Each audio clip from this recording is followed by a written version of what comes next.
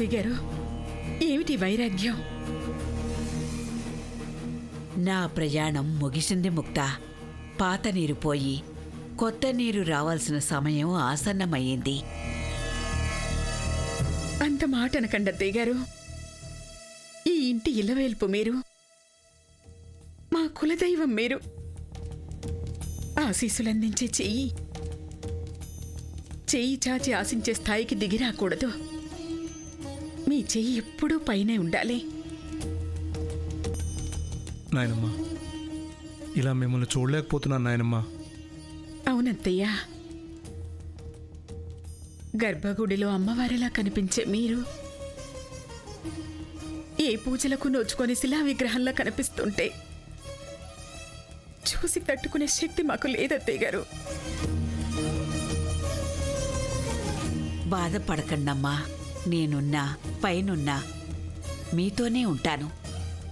నా ఆశీస్సులెప్పుడూ మీకుంటాయి. ఈ బంధాలు, బాధ్యతలు బరువైపోయాయి. అందుకే ఈ కుటుంబ గౌరవాన్ని నీ చేతుల్లో పెడుతున్నాను ముక్తా. అత్తని అమ్మనుకున్నావు, అత్తింటినే పుట్టింటిగా మార్చుకున్నావు. కోడలివైనా కూతురువై మెలిగావు. నీకన్నా ఈ బాధ్యత మోసే అర్హత ఇంకెవరికుంటుందమ్మా? తీసుకో.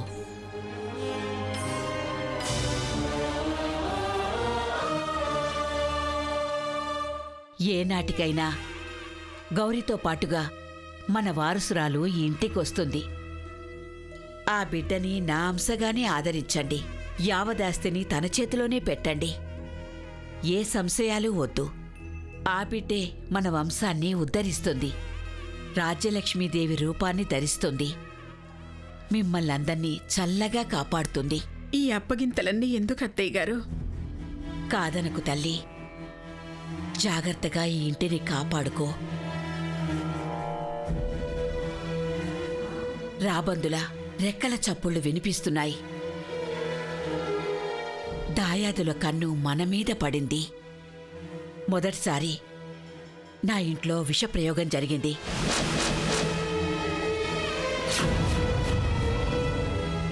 కారణం ఎవరని వెతకాల్సిన పని లేదు. రాజ్యలక్ష్మీదేవి అందరికీ రక్ష.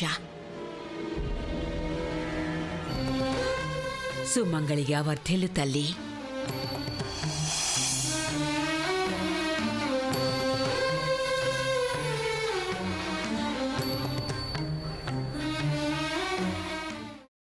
అమ్మా, అలాంటి వాళ్ళది నిజమైన ప్రేమ కాదు, అది వ్యామోహం. ఎగ్జాక్ట్లీ చిన్నత్త. నిజంగా ప్రేమించుకున్న వాళ్ళు అలా చేయరు. ఎంత మనసు విరిగిపోతే కన్న కూతుర్ని పట్టుకొని మా దృష్టిలో చచ్చిపోయా ఉంటుందా తల్లి? అది సరే అమ్మా, తన కూతురుతో తన మాట అనేటప్పుడు ఆమె మాటల్లో వ్యథ, కళ్ళల్లో బాధ గమనించావమ్మా? పెద్దబాబుకు బర్త్డే విషెస్ చెప్పు కూడా వెళ్ళాం కదా. ఊరికే ఎలా కాలిపోతుంది? మంట పెడితేనో పడితేనో తగలబడుతుంది.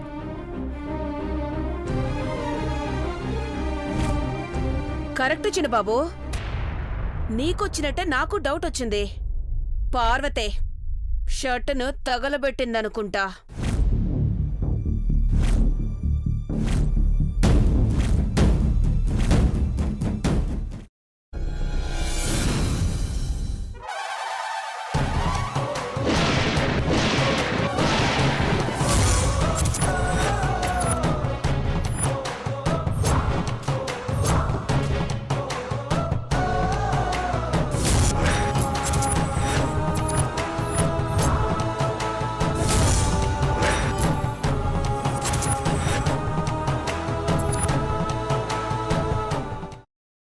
తర్వాత పొట్టు తీసేసి చాప్ చేసి పక్కన పెట్టుకోవాలి. ఒక ప్యాన్లో కొద్దిగా నూనె వేడి చేసి అందులో ఆవాలు, మినప్పప్పు, శనగపప్పు, కరివేపాకు, సన్నగా తరిగి పెట్టుకున్న ఉల్లిపాయలు వేసుకుని 1 నిమిషం పాటు వేయించుకోవాలి. ఆ తర్వాత కాల్చి కట్ చేసి పెట్టుకున్న వంకాయని కూడా అందులో వేసుకుని బాగా మిక్స్ చేసి బౌల్లోకి ట్రాన్స్ఫర్ చేసుకుని అందులో తగినంత చిక్కటి పెరుగు లేదా పల్చటి పెరుగు వేసుకుని మిక్స్ చేసి అన్నంతో కానివ్వండి, చపాతీతో కానివ్వండి సర్వ్ చేసినా చాలా బాగుంటుంది.